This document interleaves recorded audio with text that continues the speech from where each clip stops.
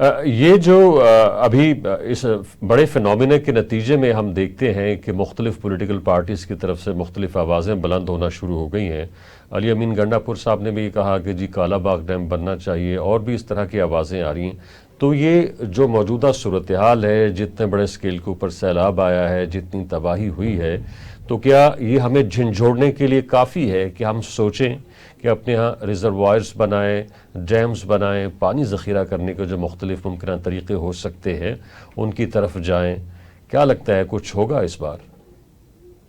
नशिस्तन गुफ्तन और बहुत सारा खुर्दन और फिर बर्खास्तन, ये हर बार कोई पहली दफा आया है सैलाब रमजान साहब?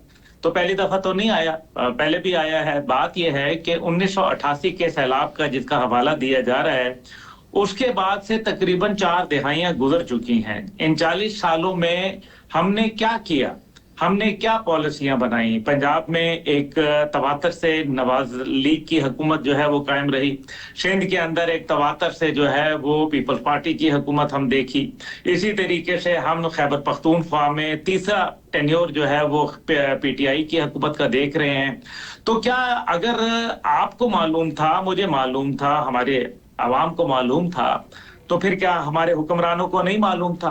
क्या एनडीएमए पीडीएमए नहीं बता रहे थे?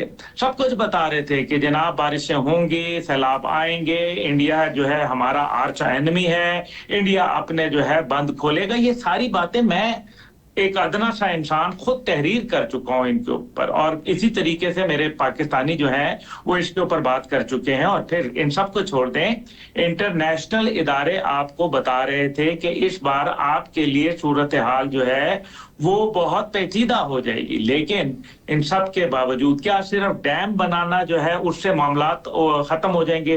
देखिए, डैम बनाने का जो इस टाइम पे 2 करोड़ 5 लाख क्यूसेक की कैपेसिटी है हमारे पास स्टोरेज करने की, और ये स्टोरेज भी कम होती जा रही है। उसकी वजह यह है कि जब से ये सैलाब आए हैं और जिस किस्म के पत्थर और जिस तरह से जो डेबरी आई है और जितनी मिट्टी आई है, रेत आई है, जो डैम जिनकी उम्र फर्ज करें 10 साल थी, उनकी उम्र जो है घट के अब 3 साल 4 साल रह जाएगी, क्योंकि पानी के अंदर जो है वो मिट्टी आ रही है और वो जाहिर है उसके डैम की कैपेसिटी को कम से कम आ रही करती जा रही है। लेकिन क्या डैम इंडिया ने नहीं बनाए? इंडिया ने डैम बनाए तो फिर उनके फ्लड तो नहीं आने चाहिए थे।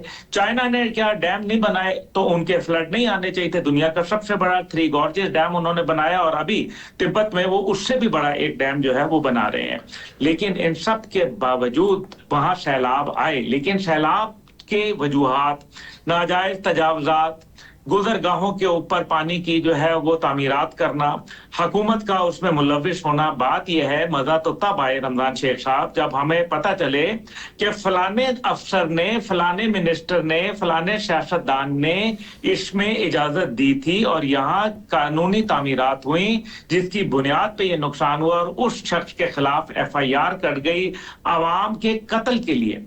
ये वो तमाम लोग जो पिछले 40 साल से मौजूद हैं और जिन्हों की कोताहियों की वजह से आज हजारों अफराद की जान जो है वो चली गई है, उसका जिम्मेदार आखिर कोई तो है ना रमजान साहब। ठीक है। अच्छा अब्दुल्ला साहब, नहीं कटनी चाहिए। एक चीज़ हम देखते हैं कि इसके जो भी अवामिल है, जो भी मुहर्रिकात हैं जिसकी वजह से सैलाब आया है, उसकी बड़ी डिस्कशन हो रही है, बड़ी चर्चा है हर टेलीविज़न के ऊपर। जो वाटर एक्सपर्ट्स मौजूद हैं, इवन हुकूमती और अपोजिशन के लोग भी इस हवाले से बात करते हैं।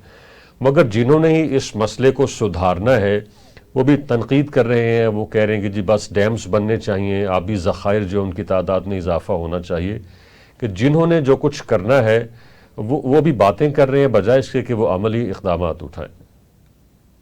देखिए, इनके लिए तो ये शेर भी नहीं पढ़ा जा सकता कि मेरे कत्ल के बाद उन्होंने जफा से तौबा, हाय उस जुद पेशमा का पेशमा होना।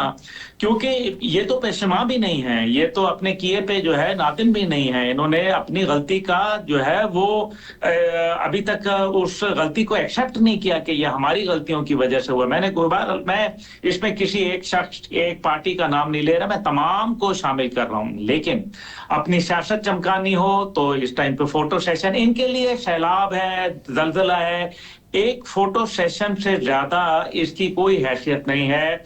इसके अंदर अपनी सियासत चमकाने के लिए, गैर मुल्की इमदाद के ऊपर पनपने और फैलने फूलने के लिए, और इसी तरीके से गरीब के साथ मिलके आंसू बहाने के लिए एक फोटो सेशन, उनके सामने मगरमच्छ के आंसू रोना, ये इससे अलावा यकीन माने अभी तक अमली तौर पर मैं ऐसे नहीं देख सकता। अच्छा, लेकिन इस सब के बावजूद ठीक है, डैम बनने चाहिए। इसके अंदर जो हमारे सतलुज और ब्यास है, उनके ऊपर जो एक्सेस वाटर है उनको छोड़ने के लिए, मेरे ख्याल में पानी को डाइवर्ट करने के लिए हमारे पास सिस्टम मौजूद होने चाहिए थे। फिर इसी तरीके से अगली वार्निंग सिस्टम्स जो है हमें उनको देखना चाहिए। और पेशबंदी जो कि पहले मंसूबा साजी की जाती है, आपके पास एक साल था कि आपके पास फ्लड आएंगे, आपके पास मॉनसून जो है वो, और अगले साल इससे ज्यादा होगा बाय द वे। अगर आपने मंसूबा साजी कर ली तो यकीनन इंशाल्लाह कामयाबी पाकिस्तान को मिलेगी। अब्दुल्ला साहब, आप क्या समझते हैं कि 5 बड़े ममालिक में 5 ऐसे मुल्क हैं जिनमें हम आ गए हैं जहां नेचुरल डिजास्टर सबसे ज्यादा हिट कर रहा है। ये लम्हा फिक्री है हमारे लिए।